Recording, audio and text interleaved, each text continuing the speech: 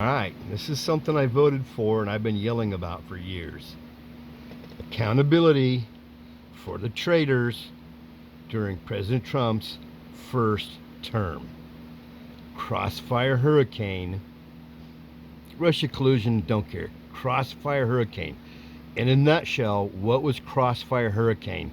Crossfire Hurricane was the intelligence departments under Obama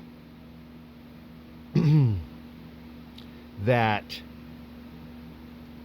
paid an ex British MI6 agent 6 figures to literally draw up a fictional, like a novel, dossier that said President Trump was a Russian spy. This was paid for by the FBI, Hillary Clinton, and the Democrat National Party. True story. They then had the FBI under Brennan and then Comey, FBI Director Comey, gave this fake dossier, totally fiction, to a FISA, F-I-S-A, FISA court judge. FISA court is a secret court. You don't know who the judges are. It's made to be that way.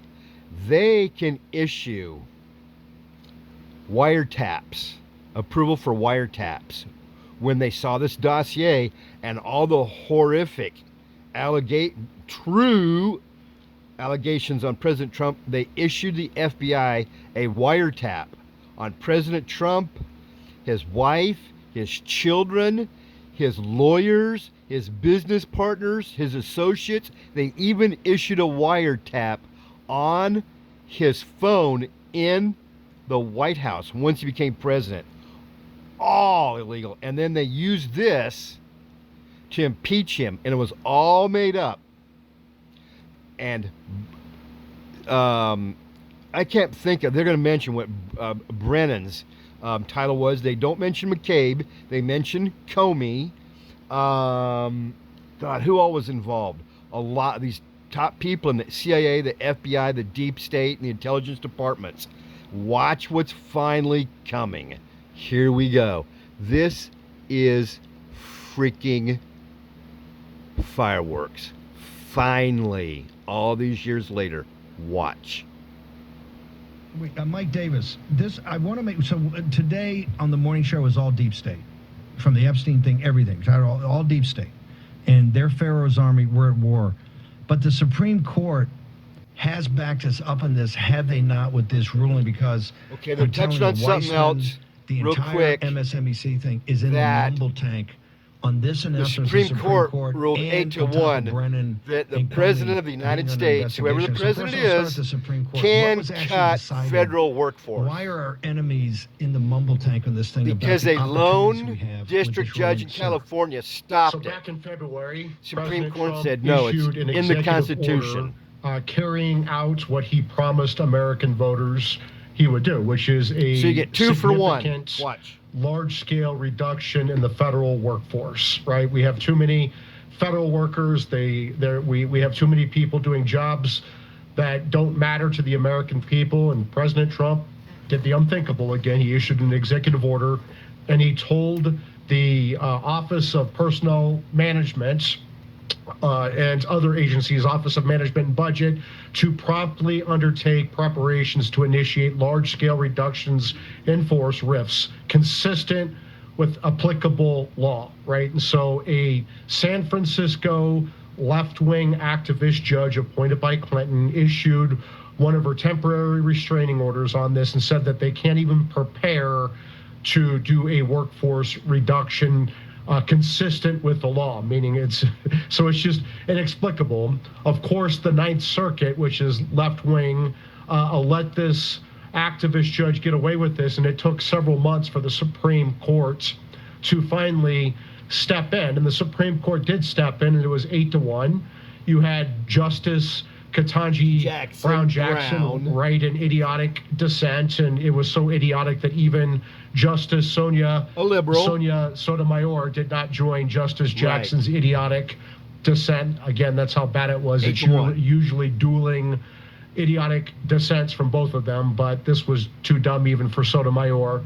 And now the president and his team can move forward with preparing for federal workforce reductions, which is his absolute power to do as the chief executive officer under Article 2 of the Constitution. It's also, he also has the statutory power. You've preached this for a long time, and President Trump went to court.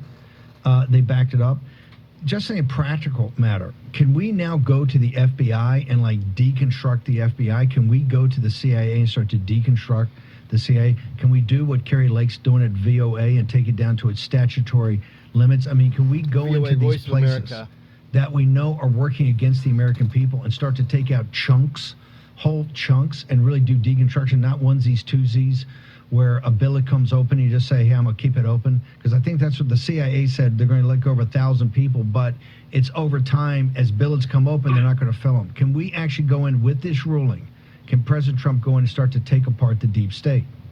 Yes, and they should. The Trump administration should move forward.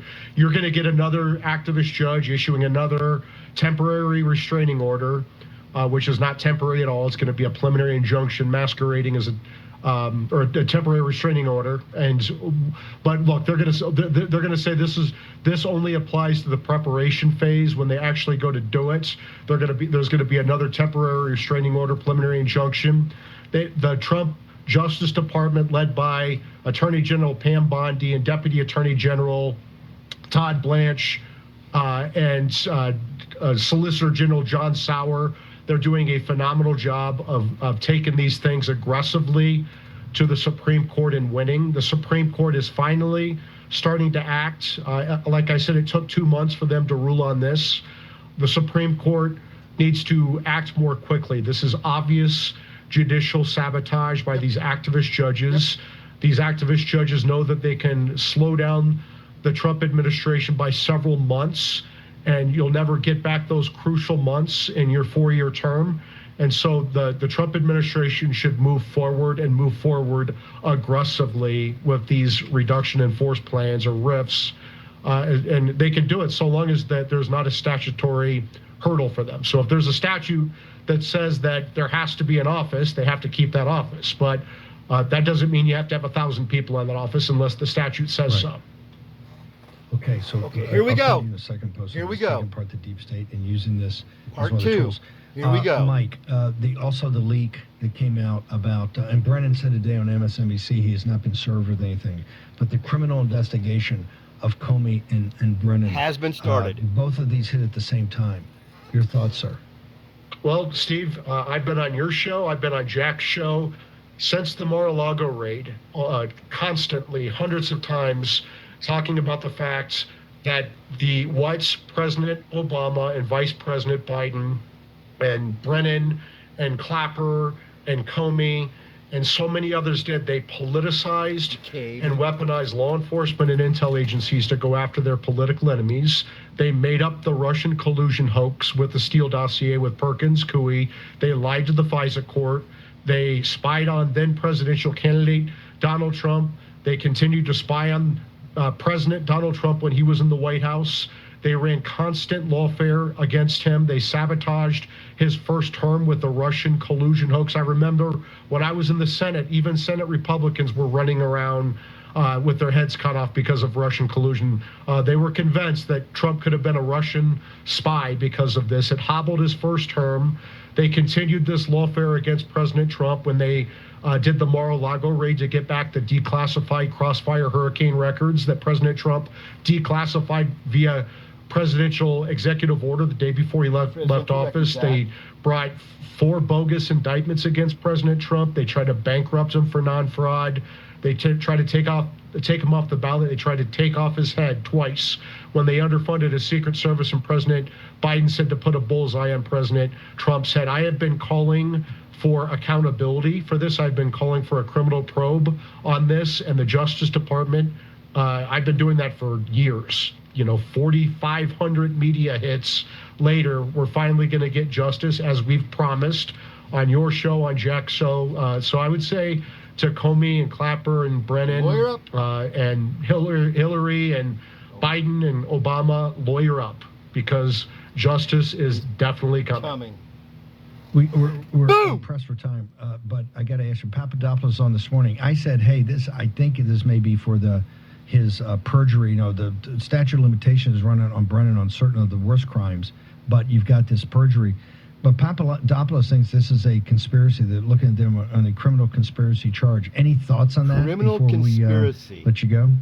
Statute of limitations is not told because this is an ongoing criminal conspiracy, and the criminal conspiracy does not end until people disavow the conspiracy, and they have not done that. This is ongoing. They've actually, through lying in 2022, this alleged perjury in 2022, they've actually there's actually fraud that continues the conspiracy. Wow. So not only have they not disavowed the conspiracy, they've actually covered up the conspiracy, which makes it ongoing. We are clearly within the statute of limitations. We're good. They can move forward on federal charges.